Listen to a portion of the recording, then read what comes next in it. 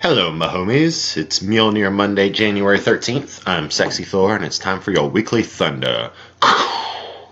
I'd like to start off by issuing a correction for last week's episode. I said the Cowboys won a playoff game 2 years ago. That was incorrect. The last time they won a playoff game was 2014, when Romo, Bryant, and Murray were rolling at their best.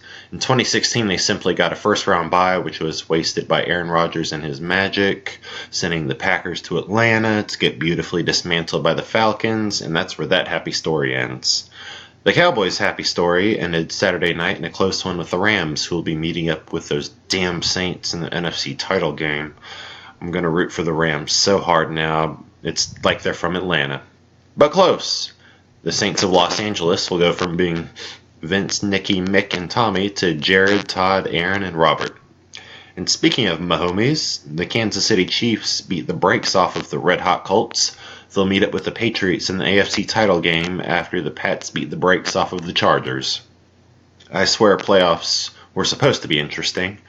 It's actually super possible for blowouts to be interesting, however, as the Clemson Tigers dismantled Alabama Monday night to win their second national championship in 3 years. Clemson's on its way from being a feel-good story about not winning a championship since the 80s to being Alabama. There was also a brief Captain Marvel behind-the-scenes featurette and a whole new awesome trailer. Speaking of Captain Marvel, one of the co-writers, Jack Schaefer, gets even more Marvel Studios work as he's been named the showrunner of the Disney Plus Scarlet Witch and Vision show. He's also executive producing and writing the pilot. He's definitely the guy you don't know you're super jealous of. Maybe that's just me.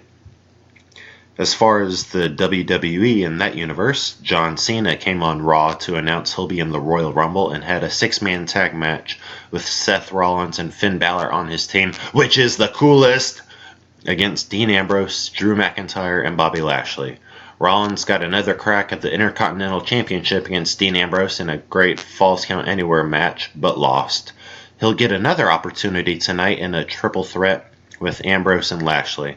A couple of championship matches have been set for Royal Rumble, as Sasha Banks will be taking on Ronda Rousey for the Raw Women's Championship, and the man Becky Lynch will get a straight-up one-on-one with Asuka for the SmackDown Women's Championship. Side note, I saw a rumor that Rousey will voice Sonya Blade in the upcoming Mortal Kombat 11, which would be so awesome, and make her my second favorite champion if Becky wins the belt back in Royal Rumble. Anyway, final bit of championship news. Hideo Itami secured the final spot in the Fatal 4-Way for the Cruiserweight Championship, joining Akira Tozawa, Kalisto, and incumbent champion Buddy Murphy.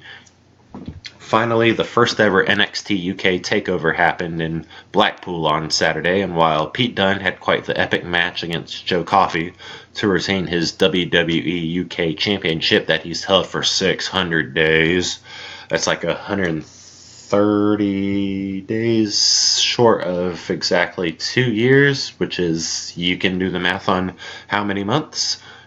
Also, my two favorite things in the takeover was Toni Storm defeating Rhea Ripley for the NXT UK Women's Championship almost 3 months after winning the Mae Young Classic, and Jordan Devlin, who I always said looks like a mix of Finn Balor and Dominic Cooper, attacked his original opponent Travis Banks way before the match so he couldn't compete.